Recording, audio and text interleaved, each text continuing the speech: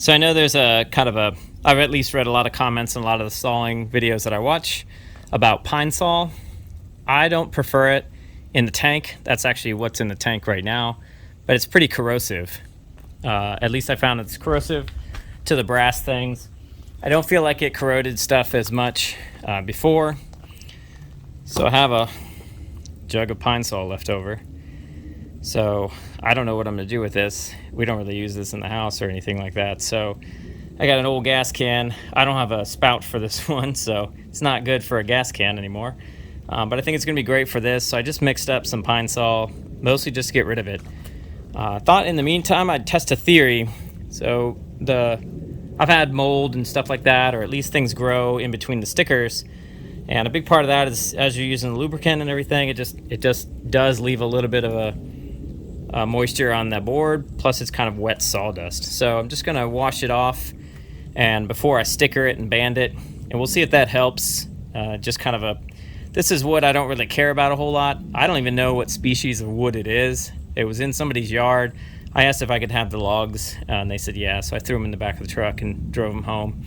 And so we're cutting these up. I'll show you the bark a little bit to see. That's what the bark looks like on the tree, and then the inside kind of looks a bit like that. It's got a real reddish color when it's wet, but again, they sawed it up and just had them. They were short, so they're only like this long. It's about, I guess, 3 feet or so.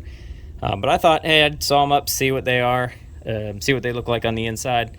So I thought these are perfect things to sort of test things out. I kind of fancy myself an innovative person.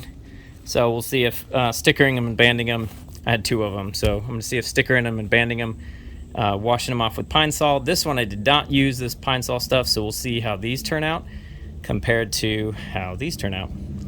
So I'm just washing them off and just letting them kind of drip dry on the mill and the bunks right here. And then I'll sticker them and band them. Everybody has kind of their way for stickering. I have some longer stickers that I do use. Don't worry, those were already stickered. The moisture's already down, and then I banded them.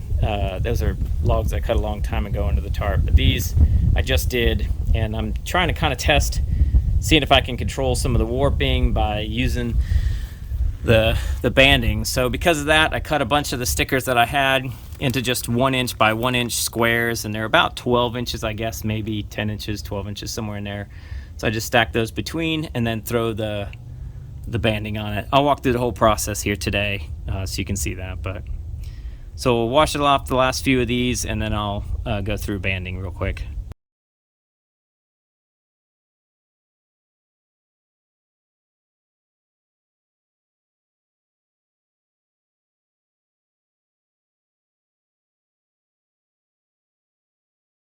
So as I sticker them, I kind of alternate, or try to kind of randomize how they lay, just so that they're not all exactly the same.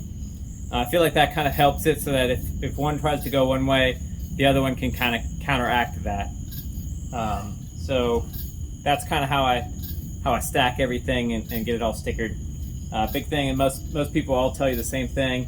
Try to keep your stickers lined up over top of each other.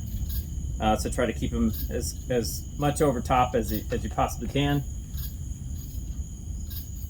And then I really try to get the stickers out to the ends, the very ends. The ends tend to be the area that wants to go the most. So I'll try to put a band pretty close to the outside edge on both sides. And then I'll put the bands in the middle. And I'll show you here in a minute how I put the bands on.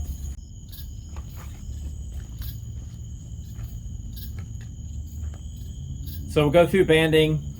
The first thing I use for banding, I just use these ratchet straps. They don't have a hook on them, and I don't actually know what their real purpose is. I know they just kind of bring things together. People use them for everything, like picture frames or whatever that you need to pull together. So I just use those. That's going to help. So right now could be a warp or anything in it, and these will help you pull that down real tight against the stickers. The banding machine doesn't actually do that. It won't pull something like real tight. You'll see it here in a second. Now there are there are different kinds of banding machines.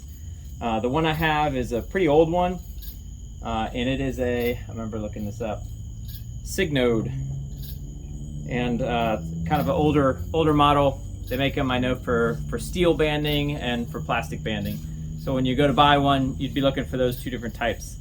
The other ones have where you feed the plastic into a cam and turn it around that way, and that might pull something a little bit tighter than the kind that I have right now. But at least for this one, and I'll probably definitely make these shorter because they are pretty long. But I don't think I need them that long. But this will really help pull the boards down, and once you get the banding on it, it'll hold there. But the banding doesn't do a great job of. You'll kind of see why here in a second. It mostly just uses kind of a wheel that has teeth on it, like a knurled wheel in there that the banding slides through, and that it just uses friction to pass one banding past another.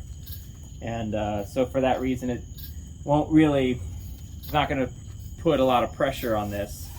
I bought a banding machine because a lot of the wood I had was either really wet or it just moved a lot. It didn't, it's pretty humid here anyways, but I had a real hard time trying to control wood as it was drying out, and I thought maybe this would help.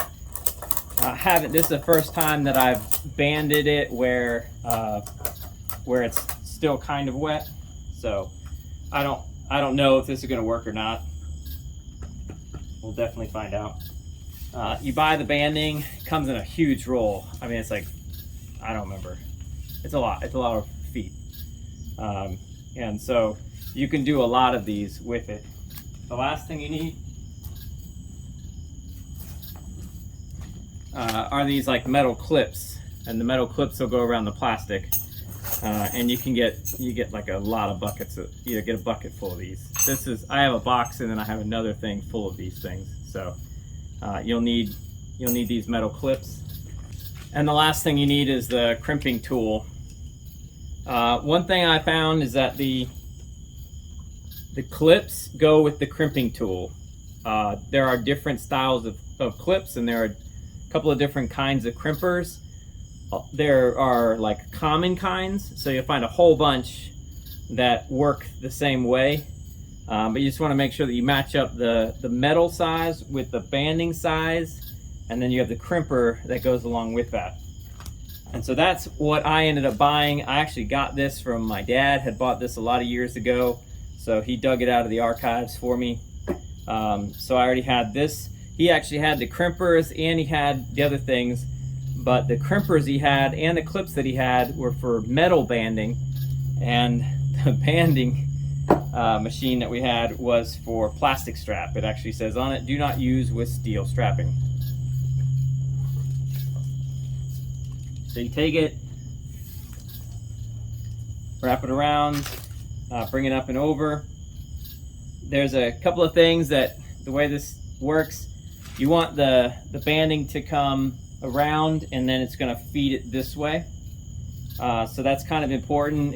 It works better when it's just more convenient if you just send it down, up and around, or however you want to do it, so that the top strap is sliding, the top part of the strapping is sliding over top of the bottom part of the strapping. So this one, you smash it, and you put the two parts of the banding in it, and then you crank down on it until it basically slips. You take the metal crimp, you wrap it around it. It's where it goes through the banding machine, it's going to hold it up off of the wood just a little bit, and that's enough to get the crimper to go underneath it. Put it around the metal clip, squeeze it, and there you go. One banding on. I usually put about 4. So here's a close-up of the banding of the crimp. I probably should have got this over a little bit so it wasn't angled. I don't worry too much about, I used to put corners in. I don't worry about the corners as much anymore because you end up planing this and usually having to cut a edge of it off anyways. So over time, yeah, it'll put a little bit of a crimp in the corner of the board, but it wasn't worth the time to use all the little cardboard things. This is kind of a close-up of the banding machine. So that's how it works. You squeeze down on the kind of the bronze colored part and you slide that through the banding, and then as you crank down on this ratcheting end, it's turning, you can see that, turning that wheel right there that has teeth on it, and that's what's sliding it past. It actually has a cutter on it too, but I don't really use that. I just use a pocket knife, but or a pair of scissors, something like that. But so that's the banding machine. You can buy different kinds of this, and you can also buy different types of the banding. So the banding will come with a few different styles.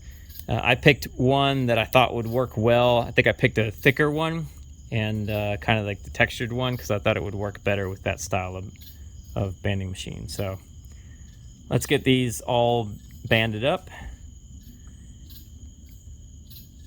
and we'll get it stacked off.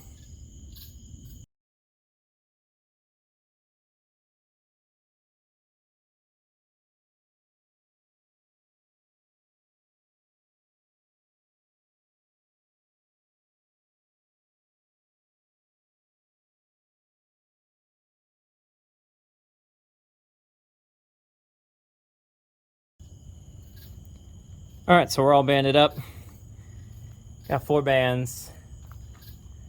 And now all the wood kind of is all stuck together. So I'll stack it in the pile with all the rest of the stuff.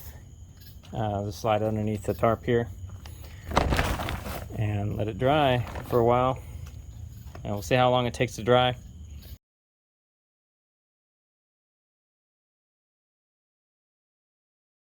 So it's actually been a few months since I cut and stickered and banded this wet wood.